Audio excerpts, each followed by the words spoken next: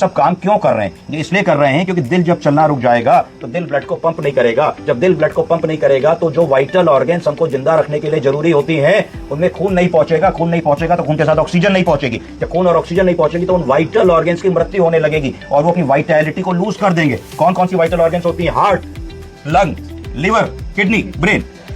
इनमें से हर ऑर्गन जल्दी जल्दी उसकी मृत्यु हो जाती है। अगर मान लीजिए 2 से 3 मिनट तक हमारा दिल ना धड़के और ताजा खून ना मिले तो हमारे ब्रेन के लाखों करोड़ों ब्रेन के सेल्स जो होंगे, न्यूरॉन्स, गैंग्लियन सब डेड हो जाएंगे। हार्ट की मसल डेड होने लगेगी, मायोकार्डियम मरने लगेगा, टिश्यूज मरने लगेंगे, किडनी लिवर में नुकसान होने लगेगा। और उसके बाद अगर हम कितना भी मसाज करें तो खून का प्रवाह जरूर होगा पर वो ऑर्गन वापस नहीं आ पाएगी। तो डेथ और ब्रेन डेथ। तो अगर ऐसी सिचुएशन होगी तो उसको होगा कि भाई आपने कार्डियोपल्मोनरी रिससिटेशन अटेम्प्ट करा पर मरीज की चेतना, मरीज की ऑर्गन्स कोई भी जीवित अवस्था में वापस नहीं आई। पर आप 30-35 मिनट तक मसाज करते रहे, आप उसको शॉक्स देते रहे, आप उसको सारी इमरजेंसी ड्रग्स देते रहे पर कुछ टस से मस नहीं हुआ, ना पल्स आई, ना रेस्पिरेशन आया, ना बीपी आया, ना चेतना आई। तो आप 40 मिनट बाद मरीज को डेथ डिक्लेयर कर देते हैं कि डेथ हो गई।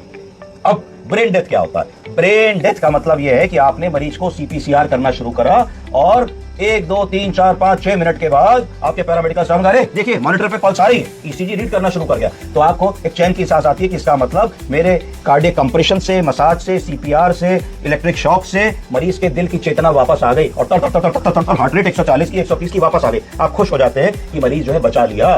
परंतु क्या होता है कि जब आप ये सब करके मरीज को वेंटिलेटर पे जोड़ देते हैं और समय बीतता है, 2 घंटे बीते, 4 घंटे बीते, 6 घंटे बीते, 8 घंटे बीते, तो आप देखते हैं कि दिल तो चल रहा है, आप देखते हैं कि पल्स आ गई, आप देखते हैं कि ब्लड प्रेशर आ गया, आप देखते हैं कि पेशाब की थैली में पेशाब भी आ रहा है। क्योंकि जब पल्स आ गई और हार्ट रेट आ गया और बीपी आ गया तो मीन आर्टीरियल प्रेशर हो गया। जब मीन आर्टीरियल प्रेशर हो गया तो किडनी ने अल्ट्राफिल्ट्रेशन करना शुरू किया। जब अल्ट्राफिल्ट्रेशन करना शुरू किया तो डायलिसिस होनी शुरू हुई। जब डायलिसिस होनी शुरू हुई तो पेशाब बनना शुरू हो गया। तो इसका मतलब आपको मजा आया, आपको लगा भाई देखो दिल चला दिया, ब्लड प्रेशर आ गया, ब्लड प्रेशर आ गया तो गुर्दे चल गए और पेशाब होने लगा। नाक की नली से जो खाना दिया था सो भी पच गया।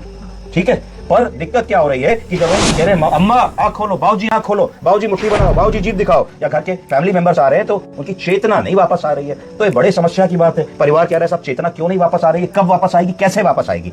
तो इस सिचुएशन का मतलब हमें ये समझ में आया कि जो 5 वाइटल ऑर्गन्स की बात कर रहे थे, जिन वाइटल ऑर्गन्स की वाइटैलिटी की बात कर रहे थे, पहली थी हार्ट चला दिया, लंग चला दिए, लिवर चला दिया, 5 और किडनी चला दी, पेशाब हो रहा है, ब्रेन नहीं चला पाए। ब्रेन नहीं चला पाने की वजह से ये 4 ऑर्गन्स तो चल गई पर ब्रेन में जो हम मैसेज दे रहे हैं, आओ भैया इधर, मैसेज दे रहे हैं ना, भैया कैसे हो, सही हो, जीभ दिखाओ। तो ये क्यों कर पा रहे हैं भैया? इसलिए कर पा रहे हैं क्योंकि जब मैंने इनको मारा तो इस स्पर्श का मैसेज ब्रेन में गया। कहां गया?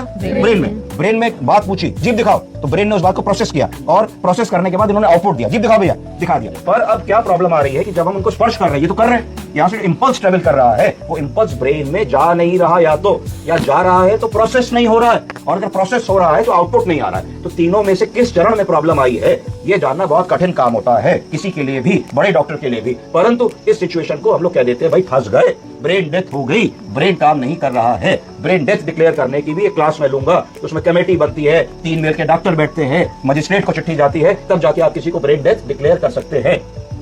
ये एक कैच 22 सिचुएशन होती है कि मरीज को सांस चलने लगी, मरीज वेंटिलेटर से आउट हो गया, मरीज नाक की नली से भोजन एक्सेप्ट कर रहा है, मरीज को लैट्रिन होने लगी पर मरीज बोल नहीं रहा है, फैमिली से उसका कोई कनेक्शन नहीं है। तो ये बहुत और दर्द देने वाली, पीड़ा देने वाली सिचुएशन होती है कि हमारा मरीज सांस तो ले रहा है पर हमारा मरीज पहचान नहीं रहा, बोल नहीं रहा, कम्युनिकेट नहीं कर रहा। अब हम क्या करें, कब तक ऐसे चलेगा? इस डिलेमा में बहुत ही ज्यादा तकलीफ की सिचुएशन होती है, दोनों मेडिकल टीम के लिए भी और फैमिली टीम के लिए। आप समझ गए डेथ और ब्रेन डेथ का डिफरेंस? डेथ और ब्रेन डेथ में क्या डिफरेंस है? What is difference between death and brain death? मृत्यु और दिमाग की मृत्यु में क्या फर्क है? बड़ा सेंसिटिव सवाल आपने पूछा। कई बार ऐसा होता है कि मरीज को इलाज के दौरान मरीज के दिल की गति रुक जाती है, जिसको कार्डियक अरेस्ट कहा जाता है। क्या कहते हैं? Cardiac arrest. और तुरंत पैरामेडिकल टीम, चिकित्सा गण लग जाते हैं कि किसी तरीके से मरीज की जान को बचाया जाए। और कार्डियक अरेस्ट, दिल रुक गया, दिल अरेस्ट हो गया, उस अरेस्ट को हम काउंटर करने की कोशिश करते हैं। अगर एसिडोसिस हो रही है तो सोडा बाइकार्बोनेट लगाएंगे, कैल्शियम ग्लूकोनेट लगाएंगे, कार्डियक एरिथमियाज हो रहे हैं उनकी दवा लगाएंगे, बीपी कम हो गया फ्लूइड्स देंगे, बीपी की दवा लगाएंगे, कार्डियक मसाज करने की कोशिश करेंगे, कंप्रेशंस देने की कोशिश करेंगे, इंटुबेट करेंगे, जो भी कर सकते हैं करेंगे। पर एक चीज होती है कि ये